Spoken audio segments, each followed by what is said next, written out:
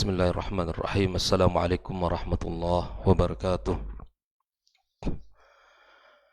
Innal hamdalillah nahmaduhu wa nasta'inuhu wa nastaghfiruhu wa nastahdihi wa na'udzu billahi min shururi anfusina wa sayyiati a'malina. May yahdihillahu fala mudilla lahu wa may yudlilhu fala hadiya lahu. Ashhadu an la ilaha illallah wahdahu la syarika lahu wa ashhadu anna Muhammadan abduhu wa rasuluhu alladzi la nabiyya ba'dah. Allahumma allimna ma yanfa'una wanfa'na bima 'allamtana wa zidna ilma.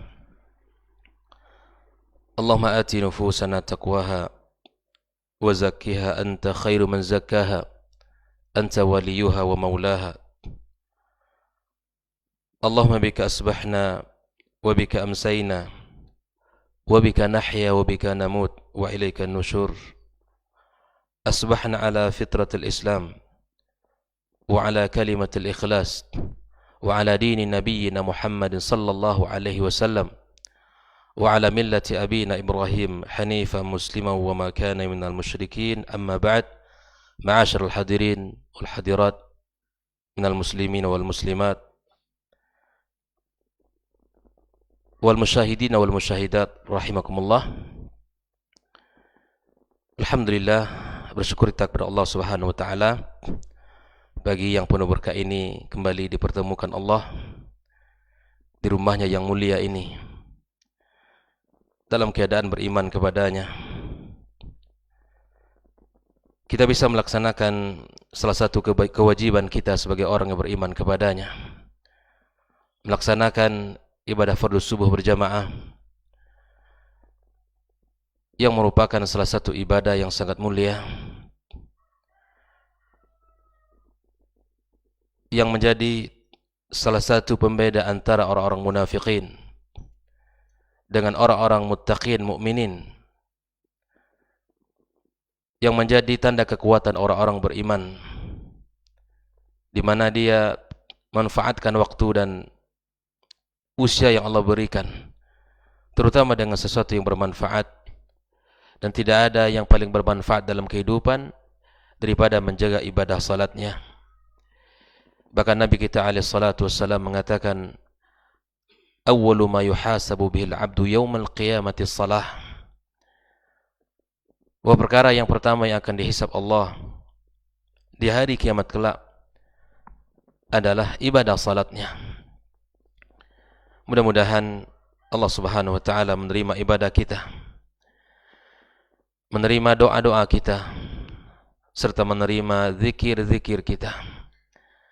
Allah jadikan dalam catatan kebaikan kita di sisinya. Dan semoga Allah Subhanahu wa taala menerima segala bentuk niat baik kita, dan Allah mudahkan kita di dalam melakukannya. Kemudian kita duduk sejenak di dalam membekali diri belajar agama, agar jalan yang kita tempuh lurus, agar keyakinan yang kita miliki benar, agar ibadah yang kita lakukan itu betul-betul sesuai dengan syariat. Mudah-mudahan kita diberikan pemahaman oleh Allah Subhanahu wa taala dan diberikan semangat untuk belajar, diberikan kemampuan untuk memberi pemahaman yang benar serta mengamalkan ilmu yang kita miliki. Kaum muslimin, kaum muslimat rahimakumullah, para pendengar Radio Rabbani dan KMTV dimanapun berada, kita berselawat kepada Rasulullah sallallahu alaihi wasallam. Allahumma salli wa sallim wa barik ala Muhammad, kepada keluarganya dan kepada para sahabat yang telah berjuang bersamanya, yang telah menghabiskan harta dan jiwa untuk menegakkan kalimat Allah tabaraka wa ta'ala, dan kepada seluruh kaum muslimin yang senantiasa berada di atas sunnahnya sampai hari kiamat kelak. Tak lupa pula kita berdoa kepada Allah tabaraka wa ta'ala untuk kedua orang tua kita yang telah membesarkan dan mendidik kita, yang telah berjasa kepada kita. Mudah-mudahan Allah Subhanahu wa ta'ala muliakan mereka, Allah tempatkan di tempat yang tinggi di sisinya, dan Allah jadikan pengorbanan mereka pahala yang tak pernah terputus untuk mereka. Kepada para guru, para masyayikh, para duat, para asatizah yang senantiasa membimbing kita, yang senantiasa menunjuki jalan kebaikan untuk kita. Wabil khusus Syekhuna Syekh Abdul Razak Al-Badar yang telah meninggalkan, yang telah menulis banyak ilmu, dan pada pagi ini kita membaca salah satu dari sekian banyak kitab beliau, yaitu 10 kunci atau sebab di mana kita meraih lapangnya dada. Pada pertemuan pagi ini insyaallah akan kita lanjutkan pembahasan yang ke-9 dan yang ke-10 biidznillah tentang 10 kunci dan sebab di mana kita mendapatkan dada yang lapang di dalam menjalankan agama Allah Subhanahu wa taala. Yang ke-9 yaitu tarku fudulil umur, di mana jika kita ingin mendapatkan lapangnya dada, nyamannya hati, tenangnya jiwa, maka kemudian kita harus meninggalkan berlebih-lebihan dalam sebuah perkara. Beliau mengatakan famin asbabin syirahis sadar, di antara sebab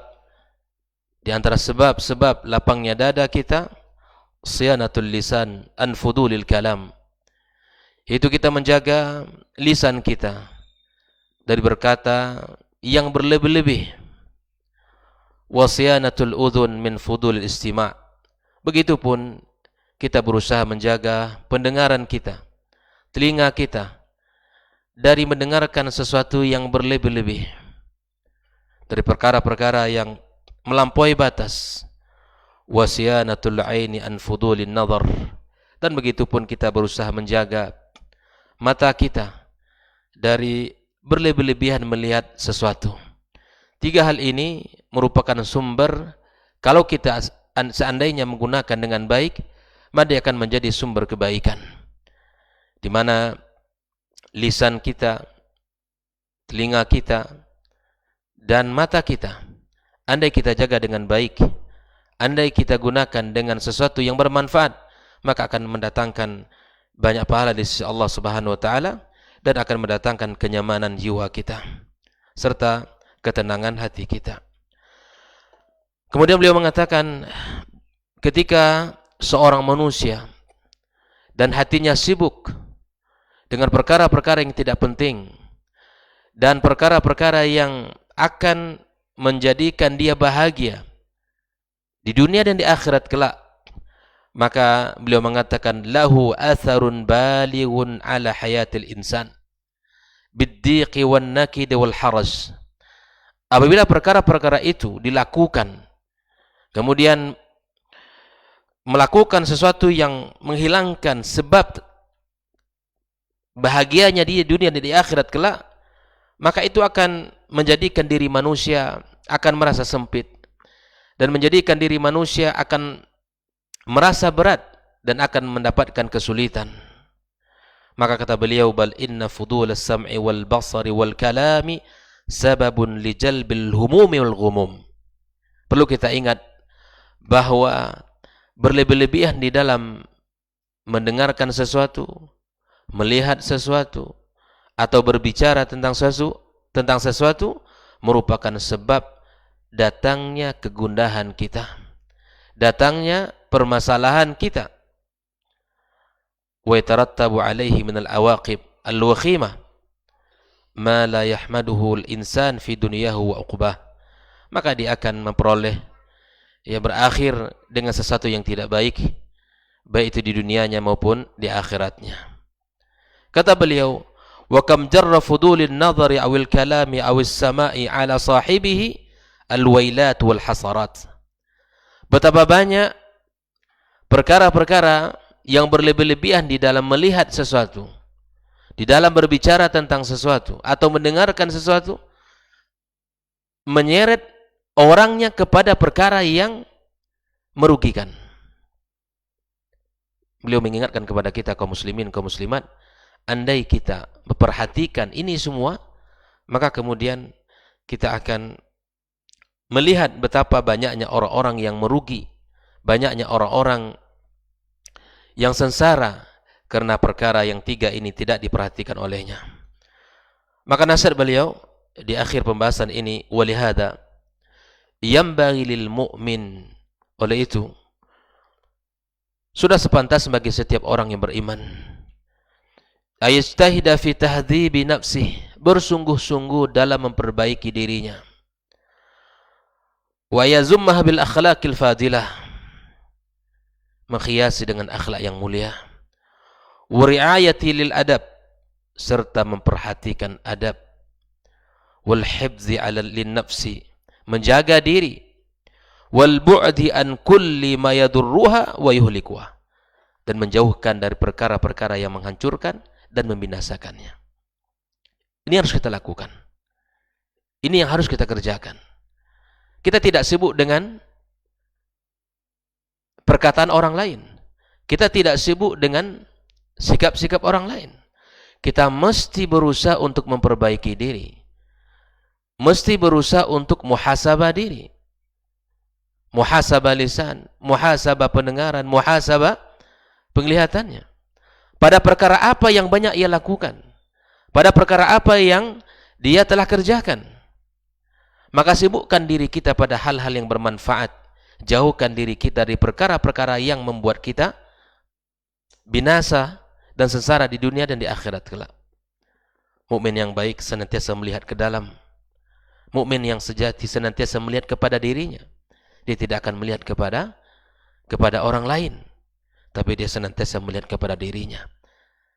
Sejauh mana kebaikan itu telah dikumpulkan, sejauh mana bekal yang sudah dibuat, sejauh mana persiapan diri untuk bertemu dengan Allah Tabaraka wa Ta'ala. Bukankah orang-orang yang mempersiapkan diri untuk bertemu dengan Allah, untuk mempersiapkan diri untuk sebuah perjalanan yang abadi, bukankah itu ciri orang-orang yang bertakwa kepada Allah Tabaraka wa Ta'ala? Sebagaimana Ali bin Abi Thalib mengatakan bahwa orang yang bertakwa itu adalah al-khawfu minal jalil, takut kepada Allah Tabaraka wa Ta'ala, wal imanu bitanzil, dan beriman kepada Al-Quranul Karim yang diturunkan, wal ridha bil qalil, dia berusaha ridha terhadap apa yang telah Allah berikan dari bagian rezekinya, walaupun itu sedikit. Wal isti'dadu liyaumir rahil, dia berusaha untuk mempersiapkan diri untuk hari keberangkatan bertemu Allah Subhanahu wa Ta'ala. Oleh ikhwani kaum muslimin, kaum muslimat, para pendengar Radio Rabbani dan KMTV dimanapun berada, wa mimma ibtuliya bihin nasu fi hadzal zaman, kata beliau, di antara ujian manusia di zaman ini, di masa ini, wa fataha lahum abwaban adidatan minal fudul, Allah bukakan pintu-pintu yang mana kita bisa berlebih-lebihan, inhimakuhum fin nadhar fi syashatil jawal, di mana kita berlebih-lebihan di dalam melihat handphone kita, melihat sesuatu yang barangkali kurang bermanfaat, kemudian kita tidak bisa meninggalkannya. Wa taqlibus safhati wal mawaqi', kita sibuk dengan membuka lembaran-lembaran di website dengan tulisan-tulisan dan seterusnya. Talaban li fudil umur, dan semua itu dalam rangka mencari perkara-perkara yang berlebih-lebihan. Bal wa rubbama sayyi'aha wa dhamimah, bahkan mungkin ada perkara yang buruk dan yang tercela di dalamnya. Fatarattaba ala dhalika madarratun 'azimatun, dan akhirnya dia mendapatkan mudarat yang besar, likatsiri minal muslimin fi dinihim wa akhlaqihim, yang akan merusak akhlak mereka, yang merusak agama mereka. Wa dhayya'a lahum awqatahum, mereka membuang waktu mereka, menyia-nyiakan waktu yang Allah berikan kepada mereka. Wa jarra lahum minal humumi wal ghumum, dan itu semua tanpa ia sadari mengundang kegelisahan, mengundang banyak kegundahan. Tinggalkan berita-berita yang tidak bermanfaat, tinggalkan informasi-informasi yang tidak akurat. Tidak perlu kita senantiasa menghabiskan waktu mengomentari apa yang ditulis, mengomentari apa-apa yang sedang berkembang, yang viral hari ini dalam berita-berita di media massa. Tidak perlu. Seorang mukmin tahu skala prioritas. Seorang mukmin dia tahu mana yang penting, mana yang kurang penting. Mana yang lebih utama, mana yang harus ditinggalkan. Seorang mukmin dia menyibukkan dirinya kepada perkara-perkara yang baik. Ikhwani kaum muslimin rahimakumullah. Maka kita sadar bersama bahwa usia di tangan Allah.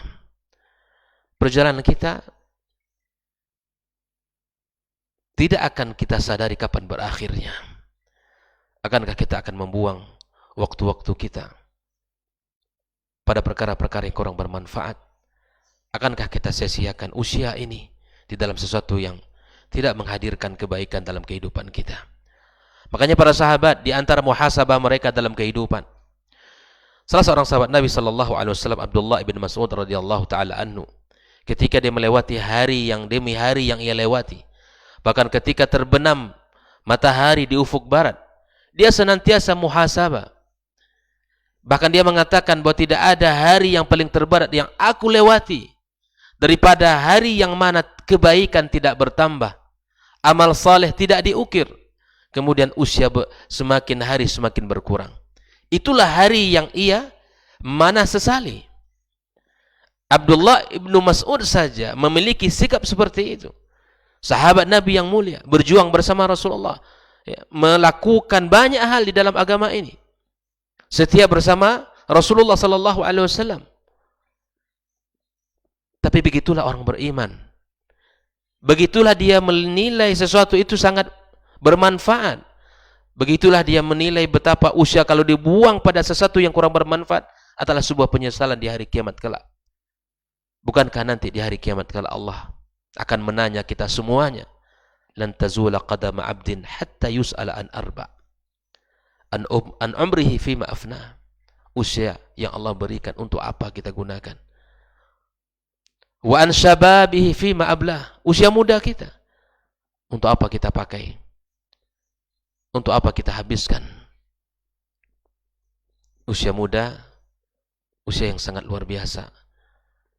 Jika kita gunakan untuk kebaikan, akan melahirkan banyak karya-karya besar untuk kita dan untuk umat ini. Ikhwani kaum muslimin, inilah yang kesembilan dari sebab di mana jika kita lakukan hal yang beliau sampaikan, yaitu dengan meninggalkan perkara-perkara berlebih-lebih di dalam melihat, di dalam mendengar, di dalam berucap, maka insyaAllah kita akan mendapatkan lapang dada. Yang ke-10 dan yang terakhir adalah husnu ittiba'in Nabi sallallahu alaihi wasallam, yaitu mengikuti Rasulullah sallallahu alaihi wasallam dengan baik. Ittiba'un Nabi sallallahu alaihi wasallam wa ittiba'u sunnatin Nabi sallallahu alaihi wasallam. Kata beliau, waluzumi nahjihil qawim wal iqtida'u bihadihi min a'zami asbabin syirahis sadr. Mengikuti Rasulullah sallallahu alaihi wasallam, mengikuti sunnah-sunnah Rasulullah sallallahu alaihi wasallam dan berjalan di atas jalan yang lurus dan mengikuti petunjuk Nabi alaihi salatu wasallam adalah sebab yang paling agung di mana lapangnya dada kita. Bahkan Nabi kita alaihi salatu wasallam mengatakan di dalam bab ini, wa khairul huda huda Muhammadin sallallahu alaihi wasallam.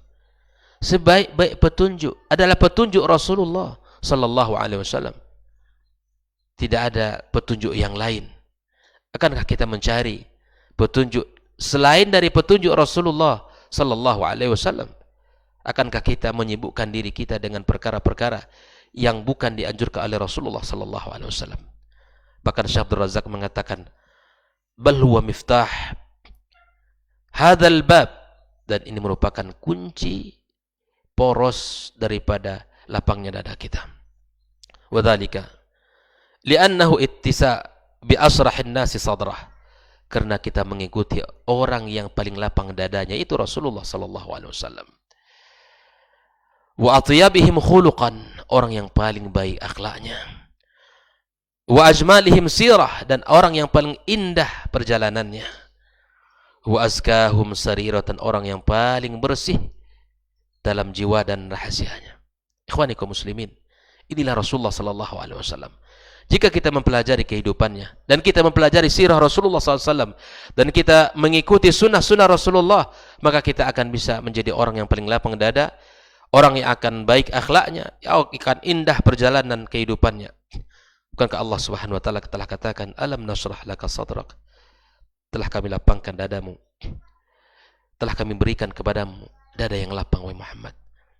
Rasulullah SAW dalam banyak mauqif, dalam banyak sejarah kita dapatkan bagaimana sejarah yang sangat sulit, perjalanan yang sangat pahit dalam medan dakwah, tapi kemudian dia menjadi orang yang paling lapang dadanya. Suatu ketika Aisyah pernah bertanya kepada Rasulullah tentang hari yang paling berat ditanyakan kepadanya. Setelah perang Uhud usai, Aisyah bertanya kepada Rasulullah, "Ya Rasulullah, adakah hari yang paling berat bagimu dari peristiwa Uhud ini?"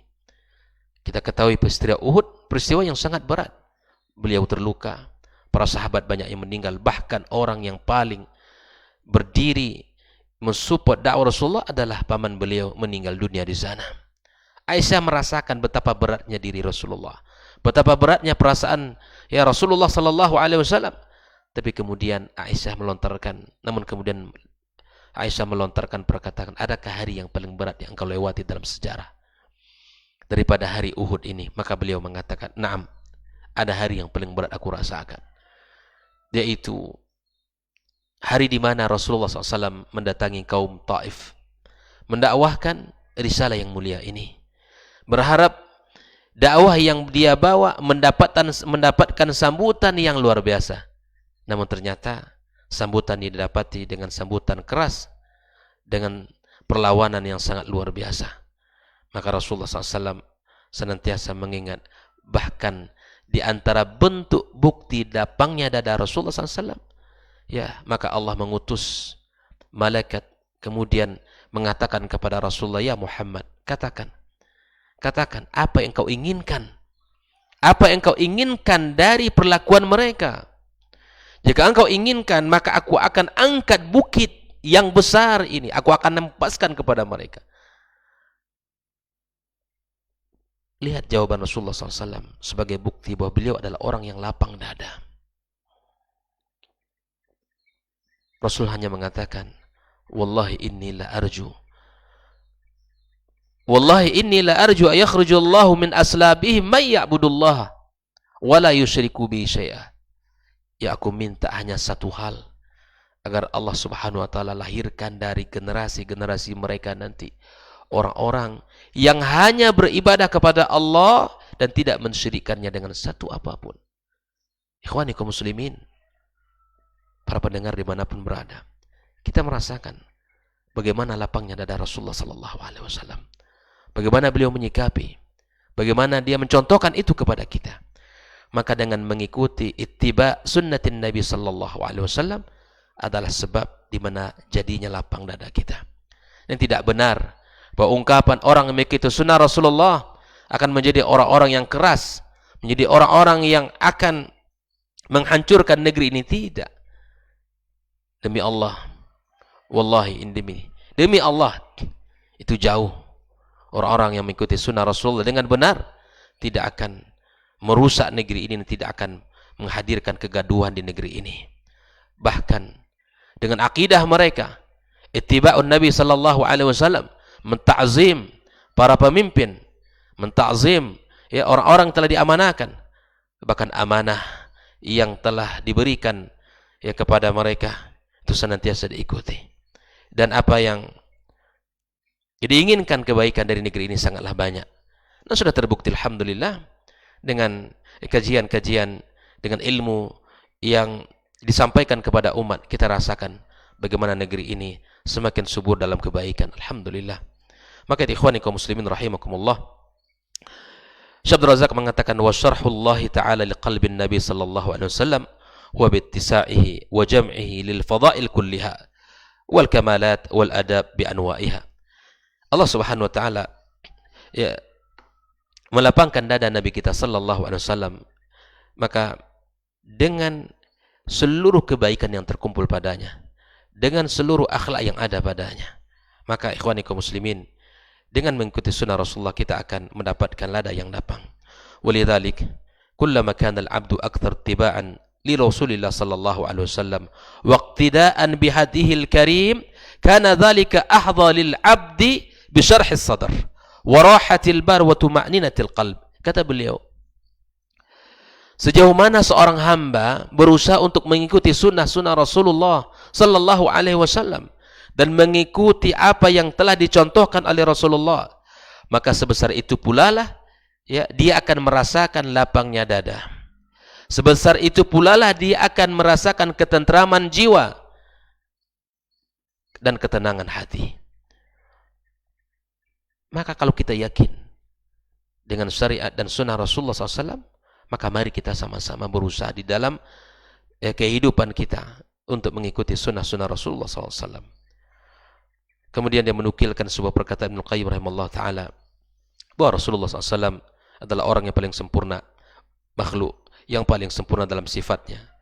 Kemudian orang yang paling sempurna di dalam lapangnya dada, orang yang paling sejuk pandangannya, orang yang paling hidup jiwanya, dan orang yang paling sempurna dalam segala hal. Maka kemudian kalau kita ingin mengikuti, insya Allah kita akan dapatkan apa yang telah dirasakan oleh Rasulullah sallallahu alaihi wasallam.